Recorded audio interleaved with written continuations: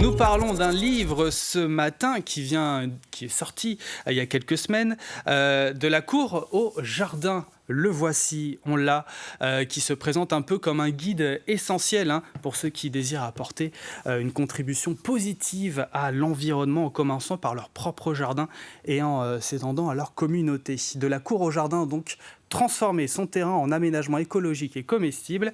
Nous recevons sur notre plateau son auteur, Christelle Guibert. Bonjour. Bonjour. Et bienvenue sur le plateau de la matinale. Tout d'abord, pourquoi avoir voulu écrire un livre sur ce sujet ? Ça a commencé au moment de la Covid, où tout le monde s'est retrouvé enfermé.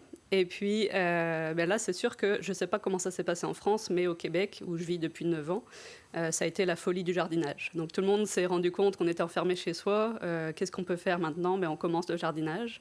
Il y a beaucoup de débutants qui ont commencé, mais nous, ça faisait des années qu'on faisait du jardinage. Donc là, on a vraiment poussé le projet un peu plus loin. On a aménagé beaucoup de plantes comestibles dans notre terrain.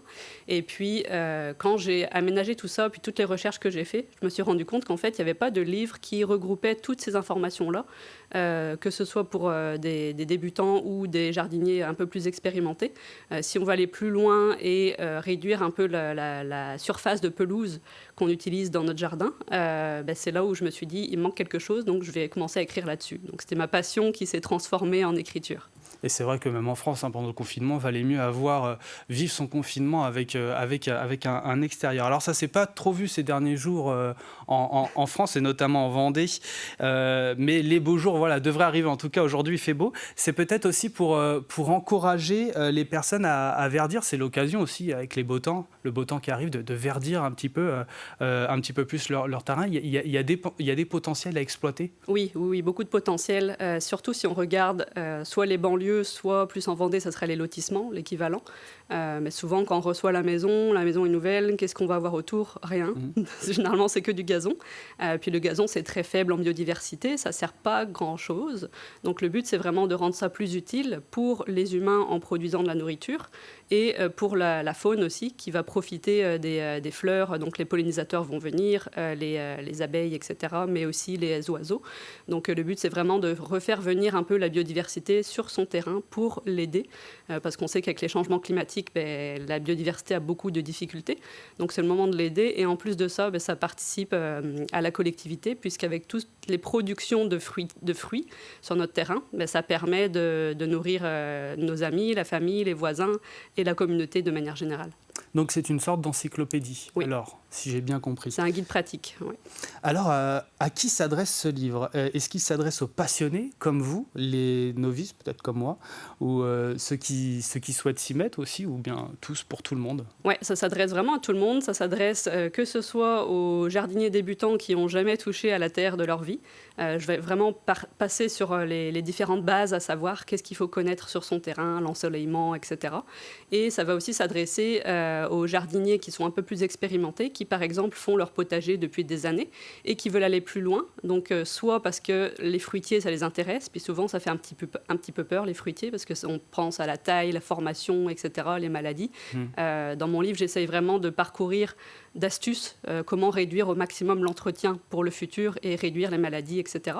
Et puis, donc c'est ça, les gens veulent aller vers les fruitiers ou ils veulent faire un effort pour les changements climatiques, donc réduire un peu la quantité d'asphalte et de béton qui sont présents. Donc il peut y avoir des projets communautaires aussi qui peuvent être intéressants d'implanter. Alors c'est vrai que c'est plutôt bien expliqué, c'est bien illustré aussi.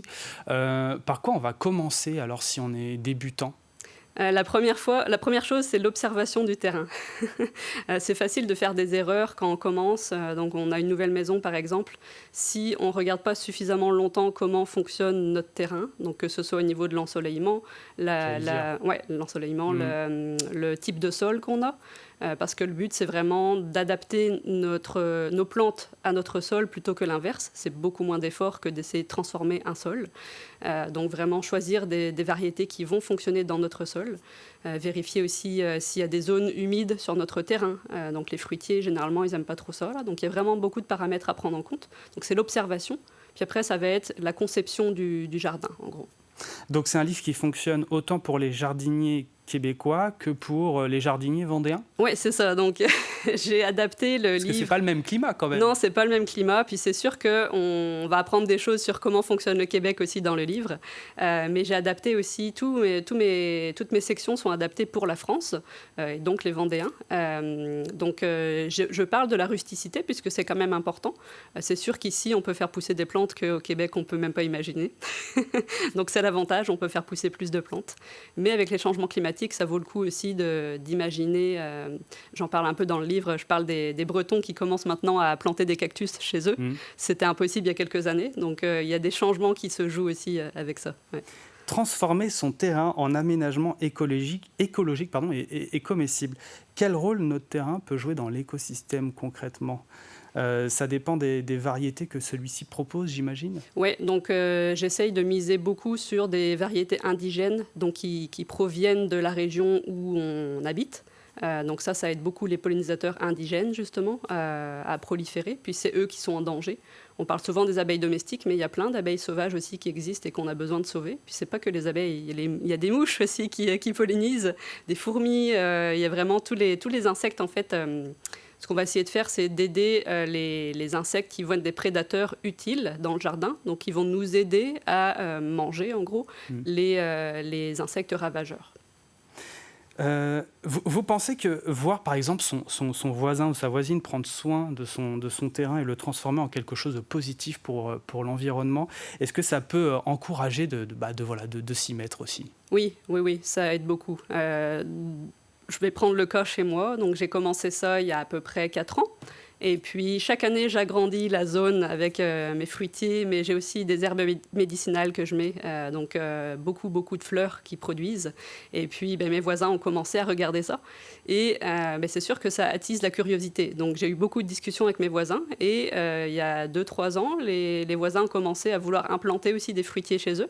Donc, on se met d'accord un peu sur le type de variété qu'on veut, pour pas qu'on ait les mêmes et qu'on puisse se partager quand les plants produiront. Donc, c'est vraiment quelque chose qui donne envie de voir un voisin qui commence à développer ce genre de projet-là. Et puis, mon but, c'est vraiment que les gens retirent le maximum de pelouse et transforment en un aménagement qui est beaucoup plus utile pour la nature et pour les humains. Et du coup, à quoi ressemble votre jardin? C'est un assez grand terrain puisque j'ai à peu près 2000 mètres carrés. Donc, j'ai encore de la pelouse malheureusement parce que si je retirais toute la pelouse, j'aurais beaucoup trop de plantes à récolter en gros. Donc, je dirais qu'à l'avant de la maison, j'ai une très très grande parcelle où j'ai mis beaucoup de plantes indigènes et puis quelques fruitiers. Puis à l'arrière, j'ai vraiment fait des massifs de fruitiers. Donc, je ne mets pas juste un arbre comme ça tout seul dans la pelouse, mais je mais beaucoup de plantes autour de l'arbre. Puis tout ça, je l'explique dans mon livre. Et ce livre, il est là, de la cour au jardin. Vous êtes l'auteur donc de ce guide à retrouver donc dans toutes les bonnes librairies. Merci beaucoup, Christelle Guibert, d'être venue nous en parler sur le plateau de la matinale. Merci.